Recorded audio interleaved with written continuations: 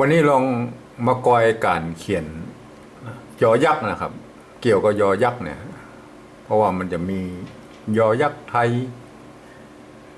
ยอยักษ์เมืองตัวเนี้ยตัวยออย่างเงี้ยมันจะซับซ้อนกันนะลองดูนะครับสมมติว่าอันนี้เขียนเป็นภาษากัมพูนะครับอย่ายืนที่นี่ยายยังก่อนนะยังก่อนนะลองมาเขียนเป็นภาษาล้านนานะครับอยนะครับอย่าเนี่ยต้องอยนะอยก็คือตัวอะตัวเนี้ยนะครับมาทำเป็นตัวพิเศษนะฮะ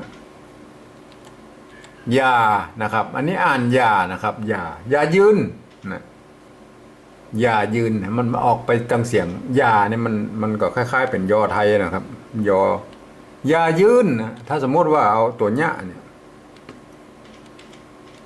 ตัวเนี้ยใส่นะครับถ้าเขียนไปเองมันก็ยายืนอย่ายืนมันไม่ได้นะต้องเอาเอาอย่ายืนอย่ายืนก็ต้องใช้ครับคือตัวตัวเนี้ยนะครับแล้วก็ปยานแล้วก็ยืนนะสระไม่อย่ายืนนะอันนี้อย่ายืนนะพบเห็นบ่อยนะยืนเนี่ยที่ในเอกสารเก่าๆนะตี้นะครับทีนี้ตี้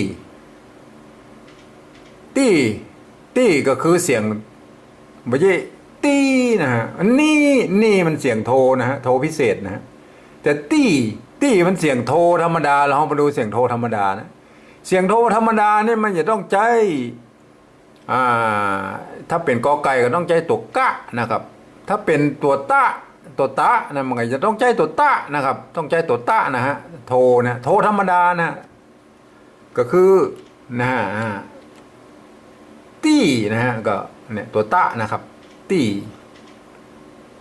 นี่นะครับนี่ถ้ากำเมืองเนี่ยเราจะต้องใจหอนอนะครับหอนอกำเมืองกำละนาหอนอนะฮะเอาตัวหน้าไว้ข้างลุ่มนะครับสระอีไม่โทฮะแล้วก็กำเพื่อมันขึ้นไปอยู่บนหมดฮะนี่ครับ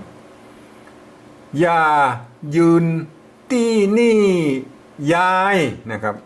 ยายถ้าสมมติว่าเขียนแบบตัวเนี้ยเฉยๆเนี่ยมันก็จะเป็นย้ายเนาะมันออกตัวยอนะย้ายที่นี่ย้ายมันบอกให้มีไปเขียนกันนี้ครับต้องใช้นะฮะตัวเนี้ยนะครับแล้วก็ปยานนะครับย้ายนะครับอย่ายืนที่นี่ยายยังก่อนยังก่อนยังนี่มันออกเสียงกำเมืองนะครับยอยักษ์เมืองนะครับยังนะครับตัวนี้ตัวเนี้ยนะครับยังก่อนนะครับเอาตัวเป็นไม้บวยนะกันจ้อนนะเนี่ยเห็นไหมตัวหน้าก่อนมันมาได้นะครับตัวหน้าไม่จะต้องใจตัวละแทนนะครับต้องใจตัวละแทนนะครับอย่ายืนที่นี่ยายยังก่อนนะยังก่อนนะเอามาเขียนเป็นภาษาปริวัติแบบสองนะครับ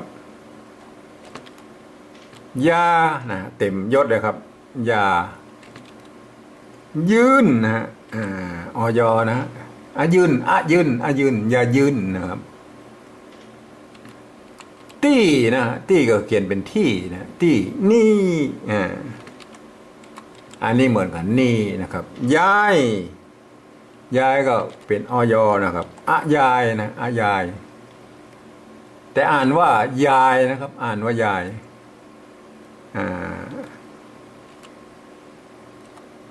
ยัง